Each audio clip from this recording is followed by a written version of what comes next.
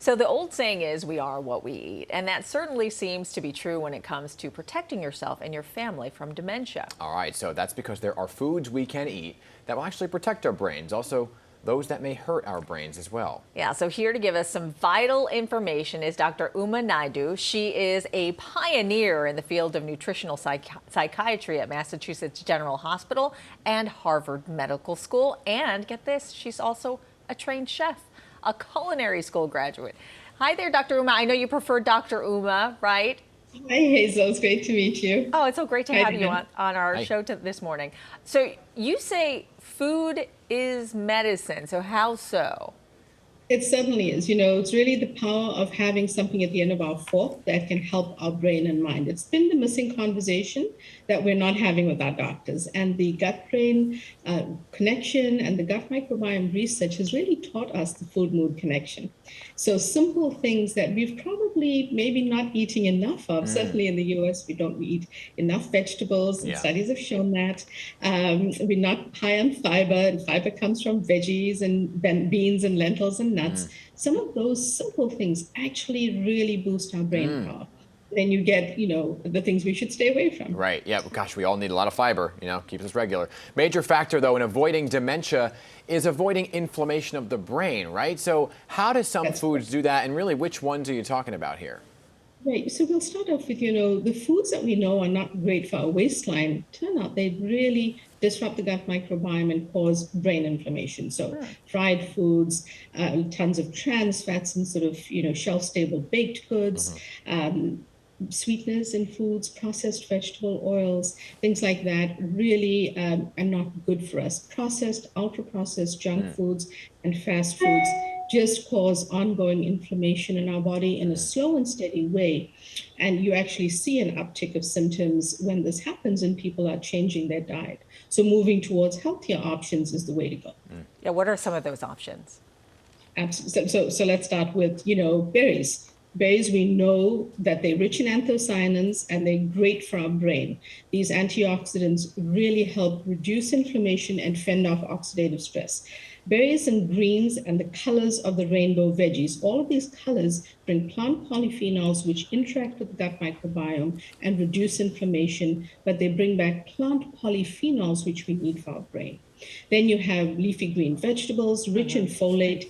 We often ignore them, and our doctors say eat a salad. Exactly. I know that. Gosh, I love olive oil.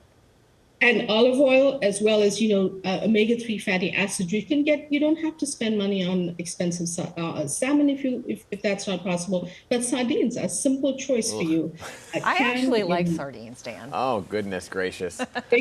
They're rich in omega-3 fatty acids, really important for your brain. And don't forget spices like turmeric with a pinch of black pepper. Oh, I love turmeric. Black pepper makes it much more bioactive for your brain and body. So put a pinch of black pepper when you use turmeric in a tea, super smoothie if you don't cook, because these are super important. So all of these foods really help with your gut-brain connection, but they help with your cognitive health over time. Because what you're doing, Dan and Hazel, is you're eating to reduce that inflammation, to fend off that oxidative stress, to give your body anti-inflammatory nutrients from these foods. And that's really, in the end, what we're talking about, some slow and steady changes away from the fast food French fries and, you know, the diet soda, the sodas and things like that. Right, but do you, Hazel, eat them right out of the can? No. Sorry, yeah. Some people eat the sardines right out of the can. No. So, you know, Dr. Uma, we hear all kinds of contrary claims about what we drink every single morning in our cup of coffee, right? And then at night we kind of wind down with that glass of wine. Are they good or bad? Set the record straight here. So it's always about moderation. And for me, it's often what people add. For example, caffeine has many health benefits for both the brain and the body. It's rich in polyphenols as well. But often we're putting in processed creamer, tons of sugar, or artificial sweetener.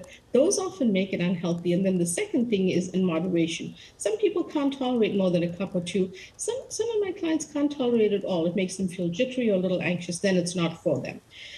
Same thing with wine. A certain amount of red wine and you know, sort of clean cocktails, actually in moderation, are absolutely fine for the body. Studies like the Blue Zone study often include things like that, where it's always in moderation. When you are leaning on a glass of red wine to fall asleep, you're going to disrupt your sleep architecture. And when you leaning on that to feel less anxious, it's not going to work for you. So a glass of wine, with dinner that is rich in resveratrol, also great for your body and your gut and your brain. So it's always about moderation. And for me, it's things like what people add to their coffee that tends to make it less healthy. Dr. Uma, I have to ask you, I mean, you're in psychiatry, but you're also a chef. So what brought you to a culinary school, and how has that really helped your work? It's really helped to integrate my work. I really went because of my love of food and because I found out that Julia Child was my food hero. She's known for a culinary career, which was much later in her life. And it really felt to me like a way to integrate what I love to do. And I think that the gap with working with clients is being able to interpret a simple recipe. You can say leafy greens and people think, well, those are bland, you don't want to eat them. But there's so much you can do with making a healthy, colorful, delicious salad. Or something you can do, even if you do eat sardines, something you can do with that. Or making plant-based options if you have a cauliflower steak instead of a salmon or we a love piece it. of chicken. I love a cauliflower steak. Very nice. Dr. Uma, we love you. We love your energy. We're simply out of time here, but thank you for coming on. The author, let's throw it up. This is Your Brain on Food. Great read here, nutritional psychiatrist from Massachusetts General Hospital and Harvard Medical School. What a resume. Yeah. Thanks for being here this morning. Good Thanks, stuff. Dr. Uma. Thank you so much. Great to see you. All right, take care. You can have your cauliflower steak. I'll eat my sardines. I love a good cauliflower steak.